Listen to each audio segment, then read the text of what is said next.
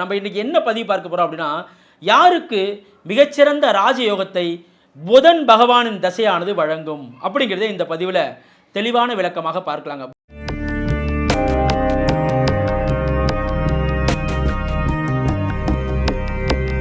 ரகசிய உண்மைகள் யூடியூப் நேயர்கள் அனைவருக்கும் இனிய வணக்கம், வாழ்க வளமுடன். நான் உங்கள் ஜோதிடர் விஷால் விவர்தன் பேசுகிறேங்க. நம்முடைய ரகசிய உண்மைகள் யூடியூப் சேனலில் நிறைய பயனுள்ள ஜோதிட தகவல்களை தொடர்ச்சியாக கொடுத்து வந்துகிட்டே இருக்கிறோம். அதை பார்த்து பயன்பெறுங்க.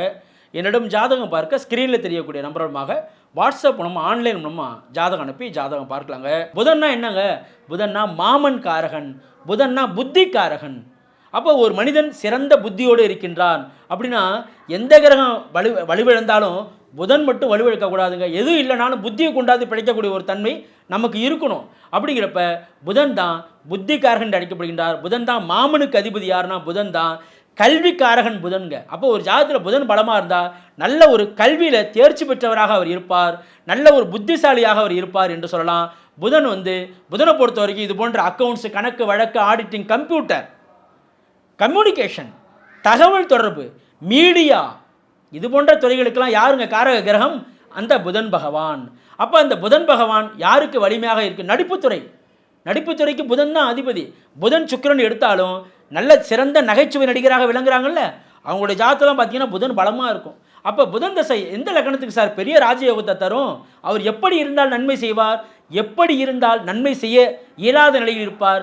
அவ்வாறு நன்மை செய்ய இயலாத நிலையில் இருந்தாலும் அதற்கு என்ன பரிகாரம் மேற்கொண்டால் ஓரளவுக்கு அதனுடைய பாதிப்பிலிருந்து விடுபடலாம் அப்படிங்கிறது இந்த பதிவில் தெளிவான விளக்கமாக பார்க்கலாங்க. முதல்ல நம்ம ரிஷப லக்னத்தை எடுத்துக்கிறோம். ரிஷப லக்னத்திற்கு பெருத்த நன்மைகளை தரக்கூடிய தன பூர்வ புண்ணியாதிபதி புதன்.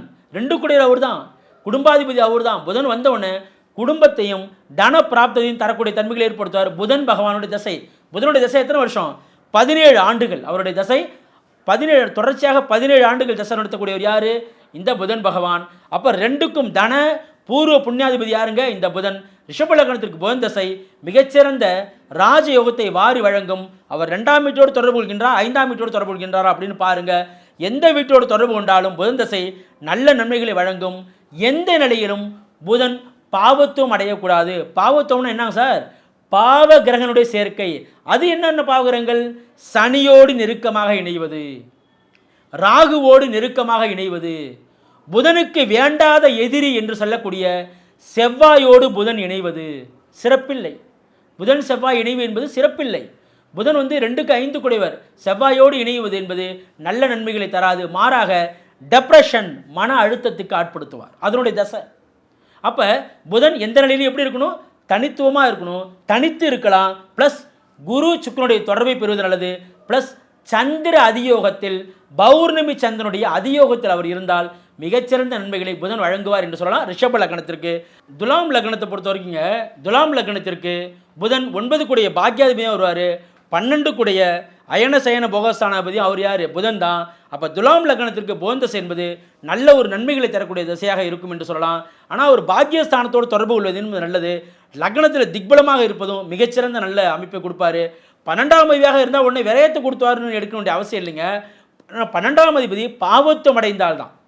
பாவத்துவம்னா என்னங்க சார்? சனியோடு ராகுவோடு இணைந்தால் தான் கடுமையான விரயத்தை ஏற்படுத்துவார். அப்படி இல்லைன்னா வெளியிடத்திற்கு நகர்த்தி, வெளியிடம்னா இடமாற்றம், இடமாற்றத்தின் வாயிலாக நன்மைகளை தருவார் என்று சொல்லலாம். துலா லக்னத்திற்கு மிகச்சிறந்த ராஜயோகங்களை புதனுடைய பகவானுடைய திசையானது வழங்கும் என்று சொல்லலாங்க. அதற்கடுத்தது பார்த்தீங்கன்னா மகர லக்னம். மகர லக்னத்திற்கு 6ஆம் அதிபதி அவர் தானே, 9 கூடிய பாக்கியாதிபதி அவர் தானே. அவர் 6ஆம் அதிபதியாக செயல்படுவார்னா 6ஆம் வீட்டோடு தொடர்பு கொண்டிருக்கின்றாரா, 9ஆம் வீட்டோடு தொடர்பு கொண்டிருக்கின்றாரான்னு பாருங்க. 6ஆம் வீட்டோடு தொடர்பு கொண்டால் 6ஆம் அதிபதி எப்போதுமே 6ஆம் அதிபதினா ஒன்றே வம்பு வழக்கு கடன் நோயை தான் தருவார்னு அர்த்தம் இல்லைங்க. நல்ல வேலையை தருவார், சுபத்துவ கடனை தருவார். அந்த புதன் 6ஆம் வீட்டோடு தொடர்பு கொண்டாலும் பாவத்துவம் அடையக்கூடாதுங்கிற பாயிண்ட்டுக்கு வரணும். நீங்கள் ஒன்றே 6ஆம் அதிபதினாலே வழக்கை கொடுத்துருவார், பம்பை கொடுத்துருவார், நோயை கொடுத்துருவார், எடுக்க வேண்டிய தேவையில்லை. நல்ல வேலையை அந்த ஸ்தானத்தில் இருக்கே. அப்போ நல்ல சுபத்துவ கடனும் உண்டு. கடன் வாங்கிய சில பேர் வளர்ச்சியை காண்றாங்க பார்த்தீங்களா? அவங்களுக்கெல்லாம் 6ஆம் இடத்தோடு புதன் தொடர்பு கொண்டு சுபத்துவமாக இருப்பார். சுபத்துவம்னா என்னங்க சார்? குரு சுக்கிரனுடைய தொடர்பு பெற்றிருப்பார், சந்திர அதியோகத்தில் இருப்பார். அது போன்ற அமைப்பில் இருந்தால் அதுவும் நல்ல பலனை தான் தருமையோடைய கெடுபலனை தராது. 9ஆம் இட பாக்கியஸ்தானத்தோடு புதன் தொடர்பு கொள்வது என்பது அற்புதமான பலன்களை வாரி வழங்கும் என்று சொல்லலாம் மகர லக்னத்திற்கு. அப்போ மகர லக்னத்திற்கு புதன் திசையும் நல்ல ஒரு யோகத்தை தரும். அதே போல் பார்த்தீங்கன்னா கும்ப லக்னம், கும்ப லக்னத்திற்கு 5 கூடிய பூர்வ புண்ணியாதிபதி யார்? இந்த புதன் தான். சார் அவர் அட்டமாதிபதியாக வராரு, 8ஆம் அதிபதியாக வராரு. 8ஆம் அதிபதியாக வந்தாலும் அவர் லக்னத்தை திக்பலமாக இருந்தால் 8ஆம் வீட்டிற்கு 6இல் மறைந்து லக்னத்தை தொடர்பு கொள்வார். நிச்சயமாக இந்த இடத்துலையும் புதன் 8ஆம் அதிபதியாக செயல்பட மாட்டார். அவர் 5 கூடையவனாக எப்படி செயல்படுவார்? 11ஆம் இடத்துல இருந்தாலும் 5ஆம் இடத்தை பார்ப்பார். அப்போ 5ஆம் அதிபதி பூர்வ புண்ணியாதிபதியாக செயல்படுவார். கும்ப லக்னத்திற்கும் மிகச்சிறந்த ராஜயோகங்களை புதன் வழங்குவார் என்று சொல்லலாம். புதன் பாவத்துவம் அடைந்திருக்காரு சார். 17 வருஷம் புதன் தசை நாங்கள் எப்படி சார் கடந்து வர்றது? புதனே வந்து பார்த்தீங்கன்னா சனியோடு மிக நெருக்கமாக இருக்கார், ராகுவோடு இணைஞ்சிருக்காரு. நீங்கள் சொன்னீங்கல்ல ஆகாத கிரகம் பகை கிரகம்னு சொன்னீங்கல்ல, செவ்வாயோடு இணைஞ்சிருக்காரு அல்லது செவ்வாயினுடைய பார்வையில் இருக்கார்.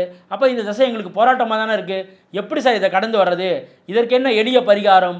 புதனாலே விஷ்ணுங்க, பெருமாளுடைய வழிபாடு புதன்கிழமை தோறும் புதன் ஹோரையில். புதன் ஹோரை எப்போங்க சார்? காலையில் 6 to 7, மத்தியானம் 1 to 2 நட சாத்திடுவாங்க, நைட்டு 8 to 9, காலையில் 6 to 7, அப்படி இல்லைன்னா நைட்டு 8 to 9. இது போன்ற புதன் ஹோரையில் பெருமாளுடைய வழிபாடை தொடர்ச்சியாக எடுக்கும்போது நிச்சயமாக இந்த புதன் தசை தரக்கூடிய அது பாவத்துவம் அடைந்த நிலையில் உள்ள புதன் தசை தரக்கூடிய கெடுபலிலிருந்து முழுமையாக விடுபட முடியும் என்று சொல்லலாங்க. இது போன்ற இன்னும் பல ஜோதிட தகவலை தொடர்ச்சியாக கொடுப்போம்.